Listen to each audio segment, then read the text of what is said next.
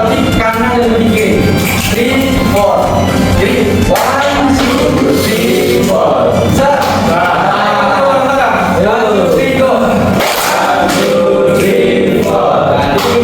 Jadi ada nyanyiannya. Kalau saya bilang tepuk konsentrasi, konsentrasi, konsentrasi, konsentrasi, mulai. Bisa? Oke, kalau tidak apa ya? Pandi Asto kok diem aja? Ayo dong, Pandi Asto. Pandi Asto. Baik, 1, 2, 3. Tepuk konsentrasi. Konsentrasi. Konsentrasi. Konsentrasi. Oke, tepuk tangan.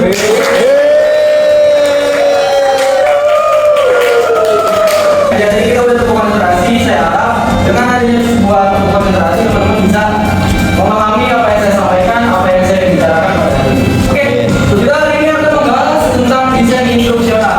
Mungkin teman-teman di sini sudah ada yang mengenal apa itu desain instruksional. Bisa satu kalimat atau satu kata tentang desain instruksional. Ada lah. Salah tidak apa-apa. Siap. Oke, bisa resen. Namanya siapa dan Domisilinya di mana? ya nama sih apa? Konsep. Konsep. Oke, jadi desain instruksional itu adalah sebuah konsep ya. Ada yang ingin menyangka atau menambahkan? Ya, sistem. Ya. Apa? Sistem. Karena sebuah sistem. Ya, sebuah sistem. Jadi ada dua kalimat nih yang udah didengar. Resep.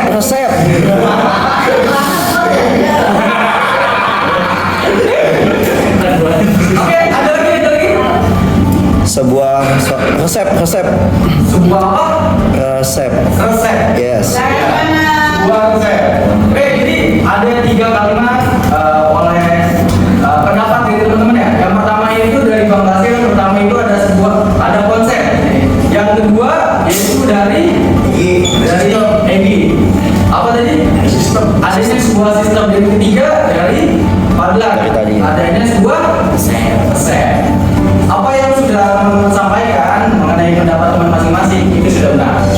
Tapi saya akan lebih menjelaskan atau lebih benang merahnya itu apa sih tentang desain instruksional. Oke teman-teman. Jadi desain instruksional itu adalah sebuah proses dari rancangan.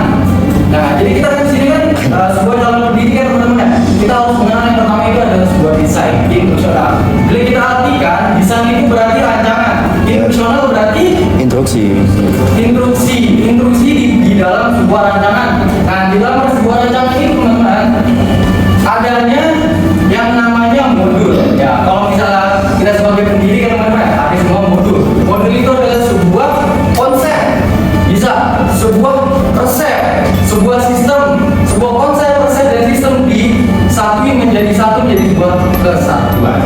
Nah, di dalam sebuah desain instruksional ini juga teman-teman ada yang namanya capaian pembelajaran. Nah, jadi teman-teman misalnya saya ingin mengambil sebuah contoh materi dari gerak lokomotor. Capaian pembelajarannya itu apa teman-teman? Peserta didik mampu memahami dan menjelaskan serta mempraktikkan dari gerak lokomotor. Nah, itu sebuah capaian pembelajaran. Alur tujuan pembelajaran itu seperti apa teman-teman? Misalnya, yang step pertama seperti saya di sini. Saya berdiri menjelaskan kepada teman-teman mengenai materi dari gerak lokomotor itu. Yang kedua, saya bertanya, ada yang bisa mempraktikkan di depan? Nah, itu namanya sebuah proses. Dan step yang ketiga, baru kita mendemonstrasikan secara bareng-bareng. Dari saya dulu, baru dari peserta didik. Ini namanya sebuah apa? Proses dari instruksional. Tadi CP sudah, ATP sudah, itu merupakan sebuah resep yang ada di desain instruksional. Jadi benang merahnya itu adalah desain instruksional itu adalah sebuah proses rancangan yang dimana di dalam rancangan tersebut itu teman-teman itu ingin tahu step by stepnya apa yang ingin kita lakukan, ya kan? Ingin kita lakukan ketika kita ingin mengajar dalam proses pembelajaran yang ingin kita lakukan di dalam kelas maupun di luar kelas. Dan tentunya kalau di dalam kelas itu metodenya akan berbeda, tidak seperti dengan yang di lapangan, benar kan? Interaktifnya itu seperti apa, sedangkan di luar lapangan itu pembelajaran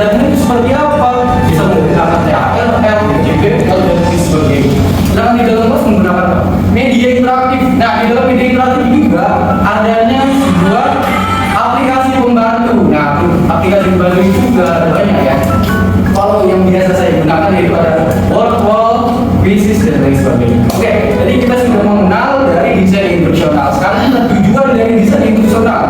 Ketika kalian ingin merancang sebuah desain, tujuannya untuk apa? Ada yang bisa jawab?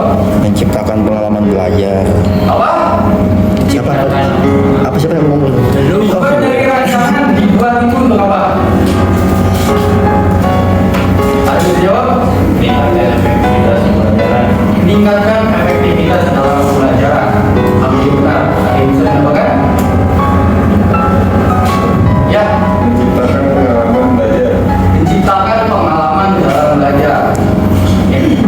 Dua pendapat dari teman-teman itu benar. Akan tetapi tujuannya itu benang merahnya adalah ketika teman-teman itu merancang sebuah proses pembelajaran, tujuannya itu dari memberikan sebuah pengalaman dan yang terpenting itu adalah menciptakan sebuah kelas yang menyenangkan, aman dan kreatif.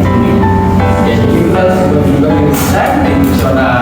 Jadi kita sudah mengenal pengertian dari desain instruksional dan tujuannya juga. Sekarang kita akan satu langkah lebih depan mengenal yang namanya model-model dalam pembelajaran. Sekarang saya tanya, Aduh, ada kaget. berapa model pembelajaran yang biasa kita gunakan?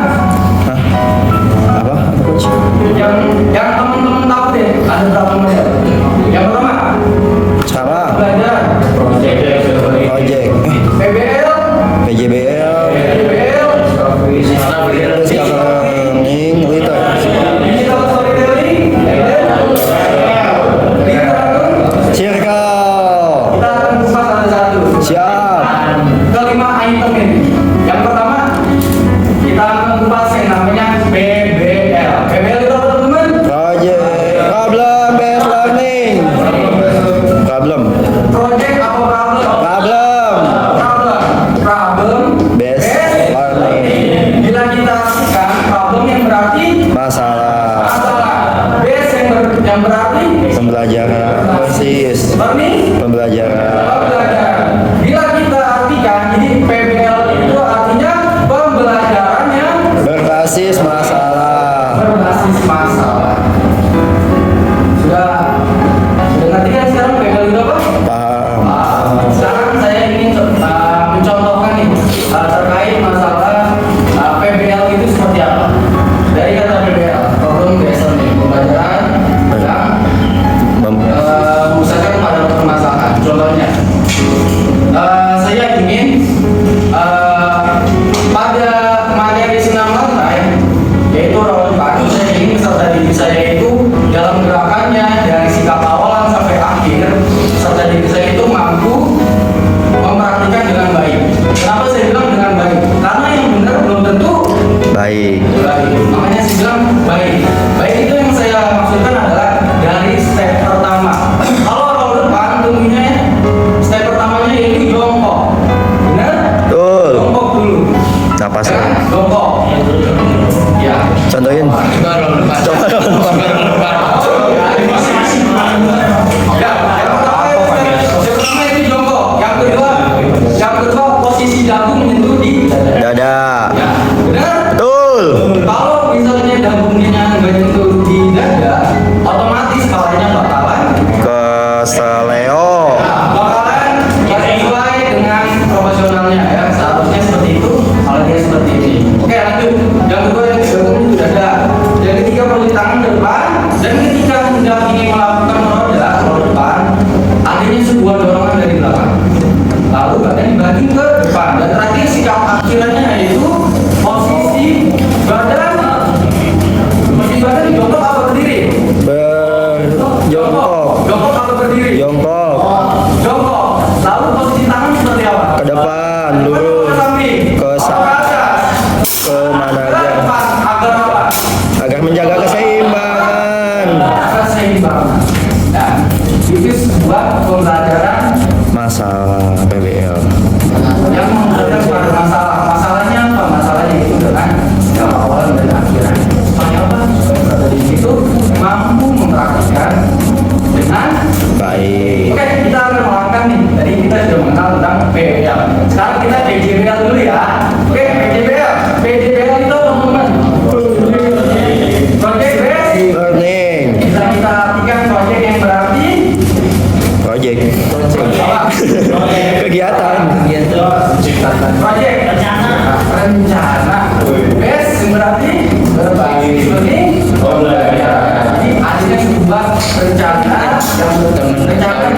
pembelajaran. Nah, saya ingin contoh nih.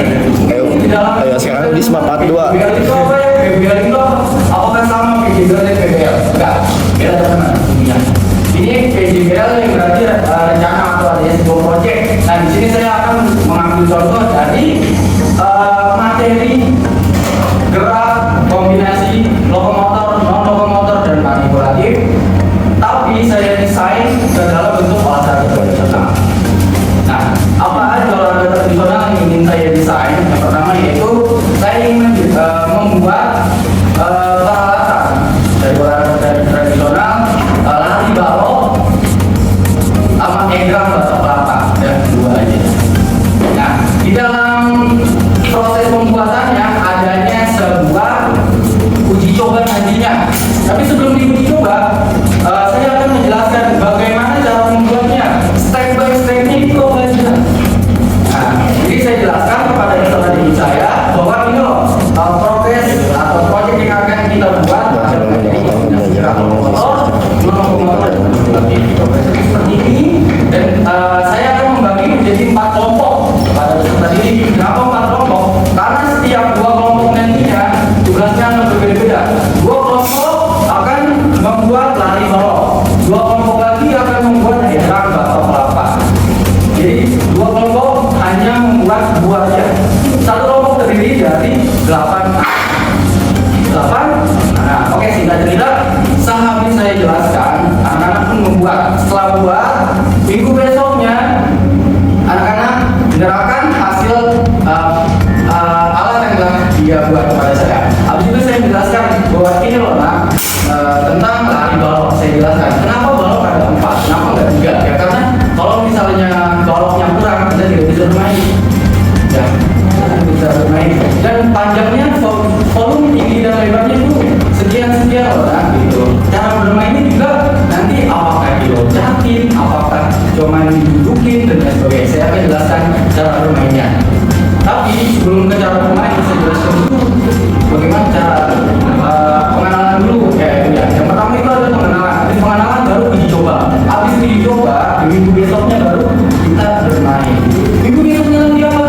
Kita lombakan. Nah, itu aja. Contoh dari PJBL. Oke, kita akan berlari nih ke digital storytelling. Oke, bila kita artikan digital storytelling, artinya apa? Digital yang berarti Digital. digital Teknologi. story Cerita. telling Telling. Storytelling. Bercerita. ya, oke, menyampaikan. Jadi singkatnya digital storytelling itu adalah pembelajaran yang berbasis pada teknologi. Nah, seperti yang awal saya katakan tadi, pembelajaran di dalam kelas dan di luar kelas berbeda. Jika teman-teman mendapat pembelajaran yang di dalam kelas, contoh materinya apa? Proyektor. Kesehatan. Benar? Betul. Bagaimana teman-teman itu mengemas mendesain agar nafsa itu, materi nafsa itu semenarik mungkin?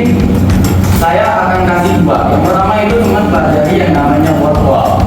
Jadi kalau misalnya teman-teman menggunakan word wall, di depan itu adanya animasi. Nah, ini nanti sistemnya apa tadi?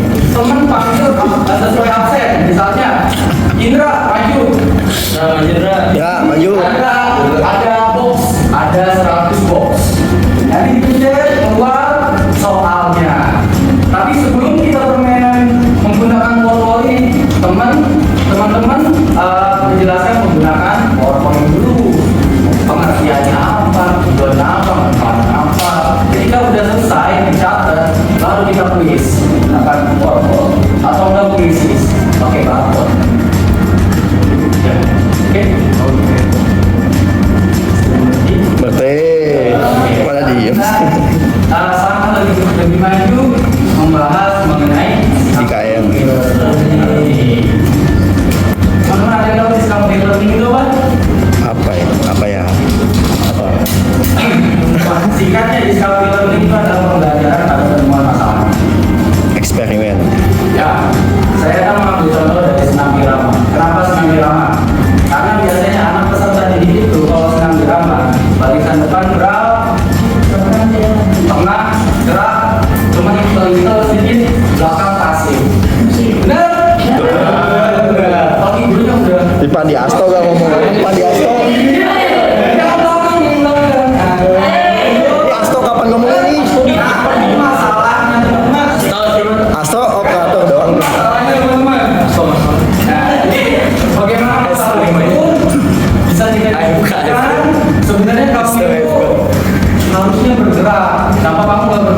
Pak, kalau saya malu karena belakang saya bolong. Saya kalau berat kayak kali kering Pak, ini nggak bisa.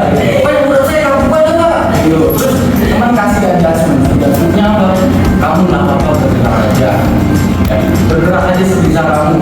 Kalau misalnya teman-teman kurang puas, tarik peserta didik yang nggak gerak ke belakang, jadi di depan. Ya, otomatis orang depan pasti bergerak semua karena adanya sebuah pantauan dari mudah-mudahan dalam semua masalah. Oke, kita akan Kasto. bahas kita akan bahas Lalu di mana lagi? Oke, kita akan bahas lagi nih tentang literatur sosial. Ada yang tahu teman-teman di bawah literatur sosial? Kembar saya baca lebih ke membaca literasi, lebih ke literasi. Mungkin teman-teman ini bingung, literasi itu apa sih? Budaya membaca. Sedangkan kita kan guru PJOK kan ketika kita mengajar lebih mengarah ke luar lapangan. Dan kita lebih enaknya itu demonstrasi ya kan dibanding kita kayak literasi. Kan literasi kan juga seguru kelas, ya kan membahas tentang tema, terus membahas tentang materi-materi yang akan dibahas lebih pada cenderung di depan, dengan saya kasih tipsnya teman-teman. Kalau misalnya kajian literatur kalau itu, video apa bisa teman-teman? Bisa. Bisa. Gimana caranya? Jadi begini teman-teman. Yang step pertama itu teman-teman harus bisa menentukan role modelnya. Teman-teman harus bisa menentukan role model. Role model itu apa? Role model itu adalah teman-teman harus berpikir nih peserta didik kita. Kalau misalnya kita kasih materi ya, nanti materi yang dia pahami, yang dia catat, dia presentasikan di depan atau nggak bisa satu. Apakah dia mau atau tidak? Pasti besar kemungkinan peserta didik jawab tidak. Kenapa? Karena sudah terbiasa praktek, kognitifnya udah biasa. Makanya saya ingin teman-teman itu memahami tentang kognitif juga di materi dalam biblioka. Kalau saya biasanya tentang literasi. Literasi itu tidak menyangkut tentang bahasa Indonesia, tentang IPS, Pak. Sebenarnya olahraga itu banyak, ya kan? Apalagi tentang kesehatan. Kita demonstrasikan kesehatan itu apa? Kesehatan itu adalah bla bla bla bla. Apa bedanya sehat dan bugar? Bla bla bla bla bla. Ya kan? Misalnya.